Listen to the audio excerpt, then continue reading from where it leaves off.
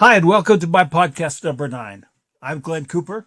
I'm a business broker in Denver. I've been helping people buy, sell, and value small businesses for nearly 50 years. I've also written the only book on the subject called Glen Cooper on Business Brokerage. It's available on Amazon, and I'll tell more about that later. In today's podcast, I'm going to make a bold statement. I can teach you to write an offering summary for your business, or the one you have listed if you're a broker, by asking you to write just a 3-paragraph introduction. Yes, you heard me right. By taking a step to write just 3 paragraphs, only about 10 sentences, I can teach you to write an entire package for your business or your business listing. But you do have to take that first step with me. And that's what this podcast is about.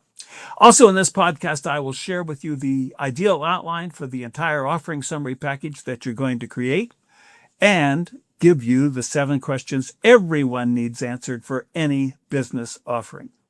But before I do any of that, I want to fix something from the last podcast. Last time in podcast 8, I started to tell you why you needed to write the story of your business for a buyer prospect to see and read. And in that podcast, I gave you a very dry explanation of why. Then I violated the act of a good story by not telling you a good story. So I screwed up. Just today, I was reading an account of a journalist in Africa serving with Doctors Without Borders, trying to save starving people. She recorded spending the days watching people dying with no hope, for whom doctors really had no good answers. This reporter had just arrived. Yes, the doctors could save a few, but most just died anyway. She wrote that those who thought she was also a doctor tried to reach out to her, and that made her feel especially helpless. When she went to bed at night in a grass hut not far from the dying, she was grateful at least that she was no longer forced to watch them die for the next few hours in the dark of her hut.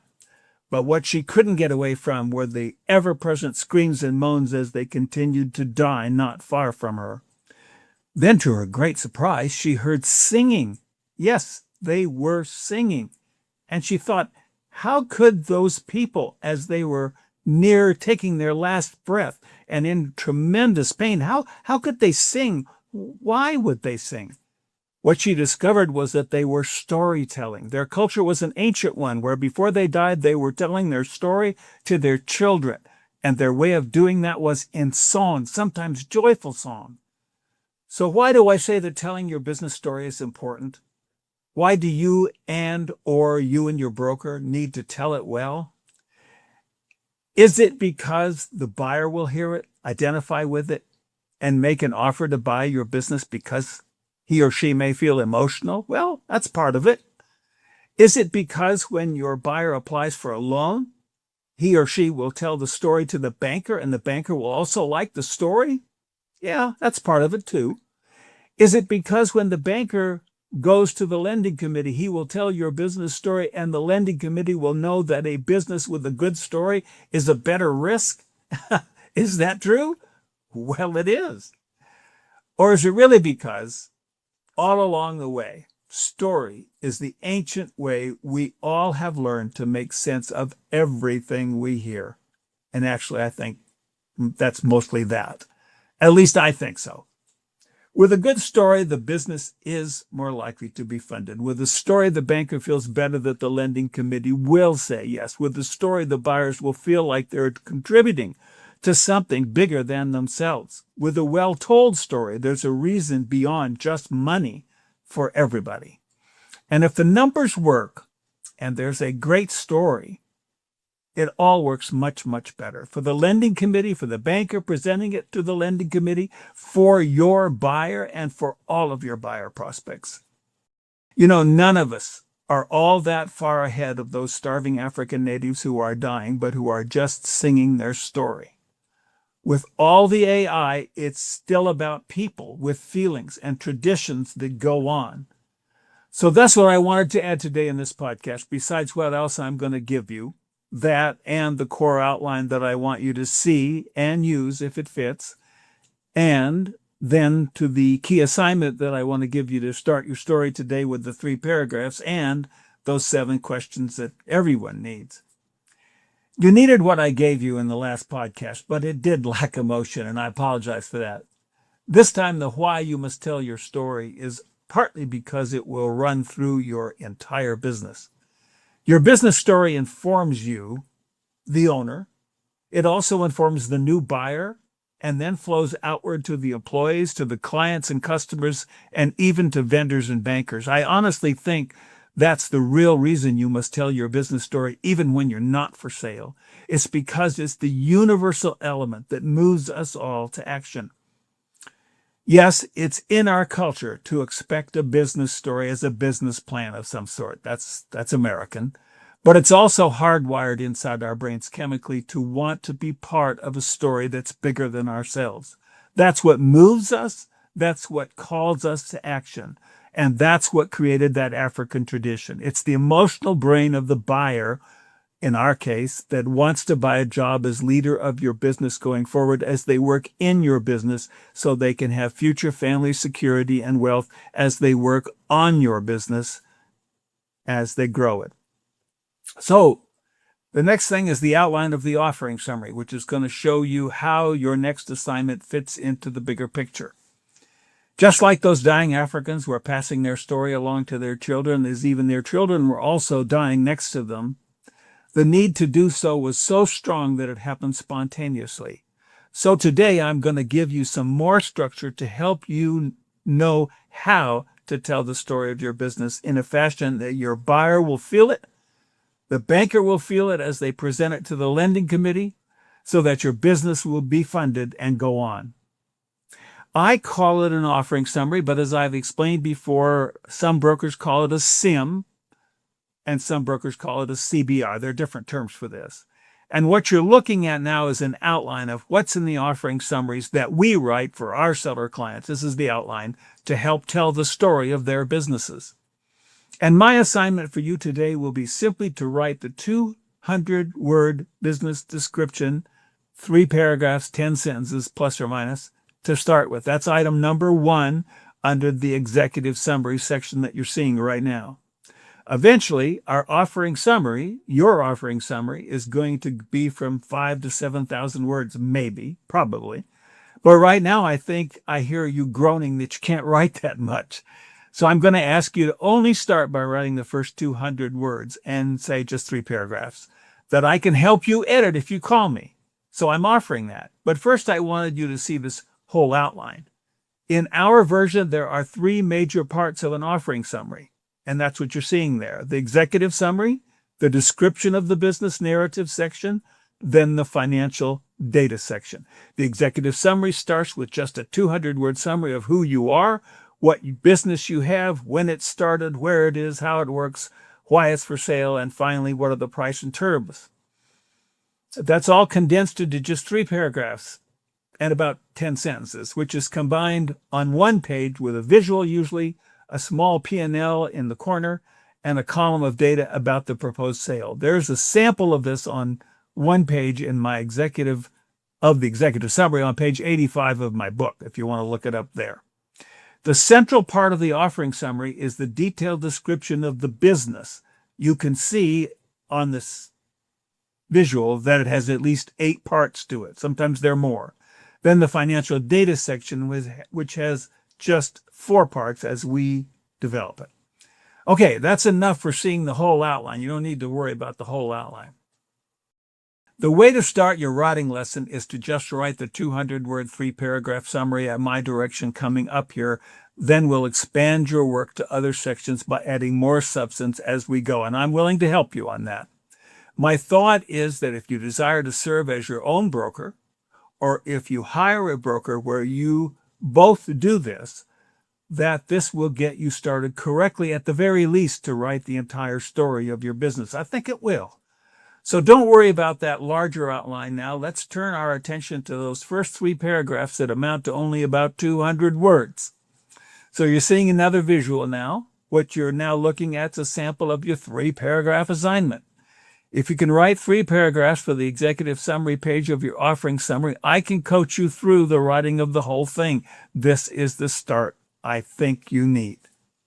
Now, this is just a sample. but it is illustrative of the kinds of facts you need to include. The name of the business, what it does, when it was started, how it does what it does, your name as the founder, why you're selling, and why it's a good investment. This is a description of a machine shop, actually. I'm not asking you to write about a machine shop. I'm asking you to write about your business using this same structure. For those of you who can't see this visual, a company like this is also in my book, again on page 85, so you can find that description there in the book. If you don't want to work from this example, work from the example in my book. And if you have a problem with that, just contact me and I will send you a sample offering summary you can work with.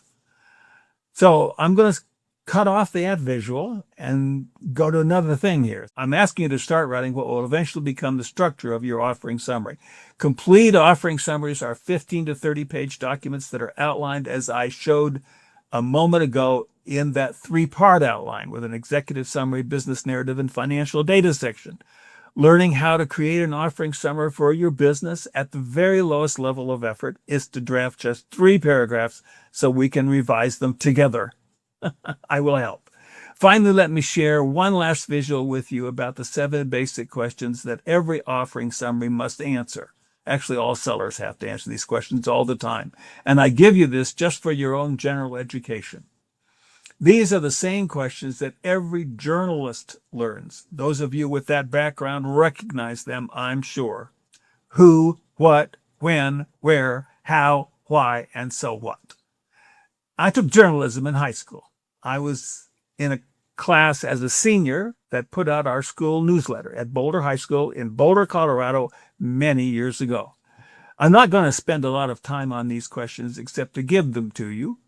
In the Columbia School of Journalism, these are the almost exact questions that they train reporters to ask when writing a story. Sometimes the so what question is not included in the list, but it is for editorials and opinion pieces, just not for straight news stories. And as I said before in the last podcast, some people think they simply cannot write their own business story, so they don't even try. That is a big mistake. You simply must tell your business story.